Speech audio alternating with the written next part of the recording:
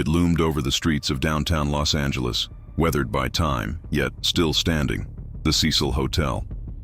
Its neon red sign buzzed faintly, almost as if whispering to those who dared look up at it. Most passers-by walked on, unaware of the building's legacy. But those who had heard the stories, the real stories, knew better. The Cecil wasn't just a hotel, it was a monument to tragedy. Built in 1927, during a time of prosperity and architectural ambition, the Cecil was once a proud establishment. Marble floors, decorative ironwork, and grand chandeliers welcomed guests into a luxurious dream. Its creators envisioned it as a hub for well-heeled travelers, businessmen, and out-of-towners looking for a taste of Hollywood glamour. For a brief moment, it was exactly that. But cities change, and so do fortunes. The Great Depression hit Los Angeles hard. Downtown crumbled. Glamour faded. Just blocks away, Skid Row emerged, a neighborhood marked by poverty, homelessness, addiction, and desperation. As the streets outside deteriorated, so did the clientele inside the Cecil. By the 1950s, it had become a place of last resort, a cheap flophouse for the transient, the struggling, and the lost.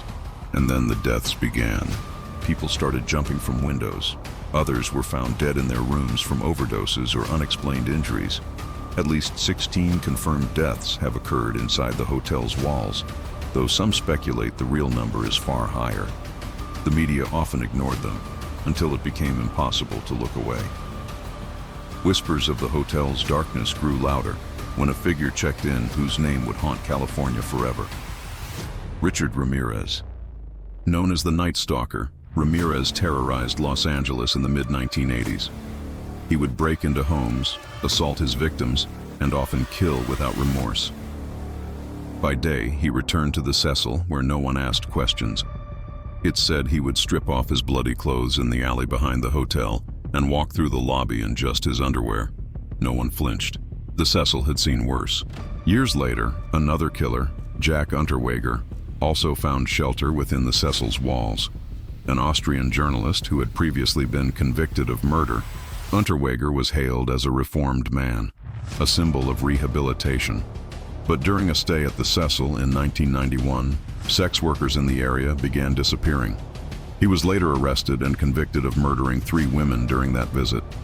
The Cecil again had served as a hideout for evil.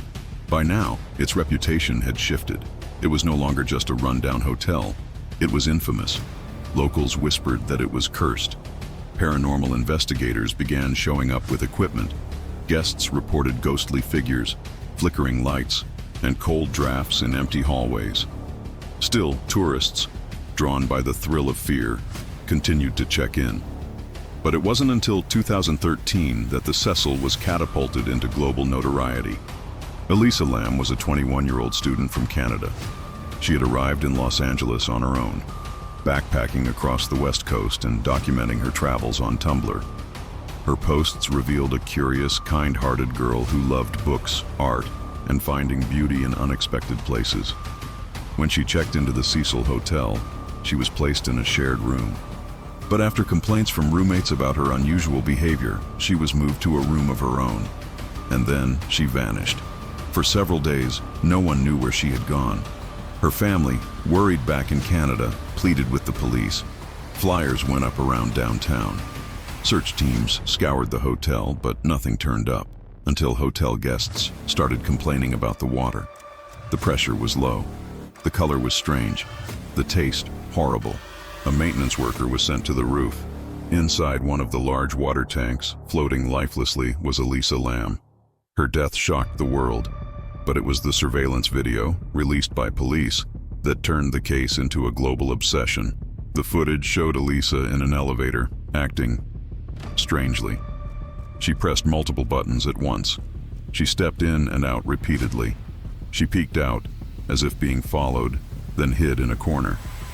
She waved her hands in the air, her movements slow, like she was underwater, or talking to someone invisible. Viewers were transfixed. Theories flooded the internet. Some believed she was playing a Korean elevator game meant to summon spirits. Others suspected drugs, psychosis, even possession. But the autopsy revealed no signs of drug use or physical injury. The official cause of death, accidental drowning, with bipolar disorder listed as a contributing factor. Still, the questions persisted. How did she access the roof, which was supposedly locked and alarmed? How did she open a heavy water tank and close it again from inside?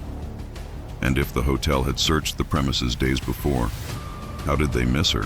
The strange coincidences only added fuel to the fire. Around the same time, a tuberculosis outbreak was reported near Skid Row. The name of the test used to detect it? Lam Elisa. Just a coincidence, or something more sinister?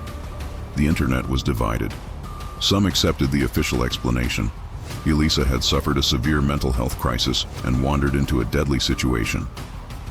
But others believed in something darker. Was it murder? A cover-up? Or did something about the Cecil itself draw Elisa in? To this day, no one truly knows. The Cecil Hotel closed briefly after Elisa's death, rebranding itself as Stay on Main. But the name change couldn't erase the past. In 2021, Netflix released a documentary exploring the case, reigniting public fascination. But even with new theories and expert opinions, the story of Elisa Lam remained unsolved and haunting. For nearly a century, the Cecil has stood as a silent witness to tragedy. Its walls have absorbed pain, mystery, and darkness. Whether cursed or simply cursed by circumstance, it remains one of America's most chilling locations, not because of ghosts or legends, but because of the very real horrors that occurred within. Elisa Lam wasn't the first to lose her life at the Cecil, and she may not be the last. But her story remains the most enduring, a tragic symbol of a building that seems to exist in the shadow between reality and nightmare. If you've made it this far, you probably have your own thoughts. Was Elisa's death just a tragic accident? Or was there something more? Something the world wasn't meant to understand? Let us know in the comments. And if stories like this intrigue you, check out our video on the haunted history of the Stanley Hotel, another place where the walls whisper long after the guests are gone.